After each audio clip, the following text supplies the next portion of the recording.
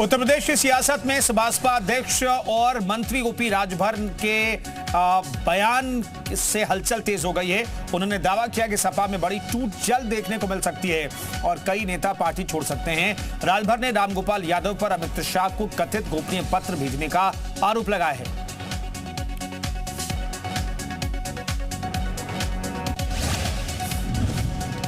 बसपा के मुख्य राष्ट्रीय प्रवक्ता अरुण राजभर ने सपा पर हमला बोला। उन्होंने दावा किया कि सपा में जल्द बड़ी टूट देखने को मिल सकती है और कई नेता बीजेपी के संपर्क में हैं। राजभर ने खनन और गोमती रिवर फ्रंट घोटाले का जिक्र करते हुए सपा पर भ्रष्टाचार के आरोप लगाए। अरुण राजभर ने कहा, खनन घोटाला और गोमती रिवर फ्रंट घोटाला का मास्टरमाइंड कौन है, पूरा उत्तर प्रदेश जानता है। शिकंजा कस रहा है तो सपा परेशान है।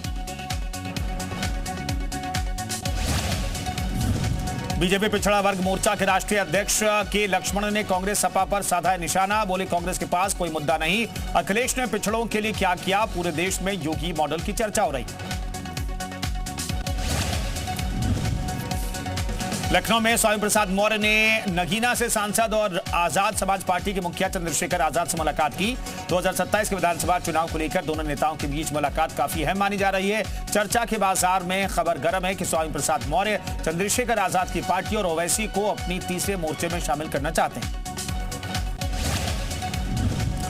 यूपी विधानसभा चुनाव की तैयारियों के बीच कांग्रेस नेता नदीम जावेद का बड़ा दावा सामने आया। कांग्रेस ने अपनी संभावित सीटों का प्रस्ताव सहयोगी दलों के सामने रखा है। जौनपुर की 3 सीटों पर भी जताई है दावेदारी। कांग्रेस ने प्रदेश के लगभग 170 विधानसभा सीटों पर चुनाव लड़ने की इच्छा जाहिर की है। बहुजन समाज पार्टी ने यूपी चुनाव को लेकर अपनी तैयारियां तेज कर दी है। पार्टी प्रमुख मायावती के निर्देश पर प्रत्याशी चयन प्रक्रिया शुरू कर दी गई और जुलाई के अंत तक 100 से ज्यादा उम्मीदवार घोषित किए जाने की उम्मीद है। मुख्यमंत्री योगी आदित्यनाथ और सरकार लगातार विपक्ष पर हमलावर नजर आ रहे हैं। सीएम योगी ने पहले के यूपी के दंगों का जिक्र किया, अराजकता वाला प्रदेश इसे बताया और कहा कि 2017 के बाद कानून व्यवस्था में बड़ा बदलाव आया है। पहले हर दिन 2 दंगे होते थे, लेकिन हमारी सरकार में एक भी दंगा नहीं हुआ। वहीं सरकार की छात्राओं के लिए फ्री स्कूटी योजना पर भी काम तेज गति से चल रहा है, जिसमें इलेक्ट्रिक और पेट्रोल स्कूटी का विकल्प है और 400 करोड़ का बजट प्रस्तावित है। यूपी चुनाव से पहले सरकार विकास और सुरक्षा को बड़ा मुद्दा बनाकर जनता के बीच जा रही है। योगी सरकार के इस फैसले को मास्टर स्ट्रोक फैसला बताया जा रहा है। वाराणसी में बीजेपी प्रदेश अध्यक्ष पंकज चौधरी ने बसपा और अन्य दलों को लेकर बयान देते हुए कहा कि लोकतंत्र में सभी को चुनाव लड़ने का अधिकार है और कोई भी किसी भी सीट से मैदान में उतर सकता है। उन्होंने कहा कि पार्टी संगठन जनता से लगातार फीडबैक ले रहा है और कार्यकर्ताओं को मजबूत किया जा रहा है।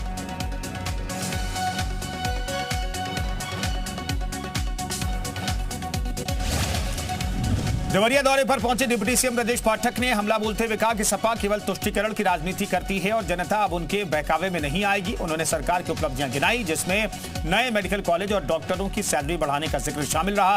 राम मंदिर मुद्दे पर उन्होंने जांच के बाद कार्रवाई की बात कही। सरकार विकास और कानून व्यवस्था को चुनावी एजेंडे के रूप में आगे बढ़ा रही है।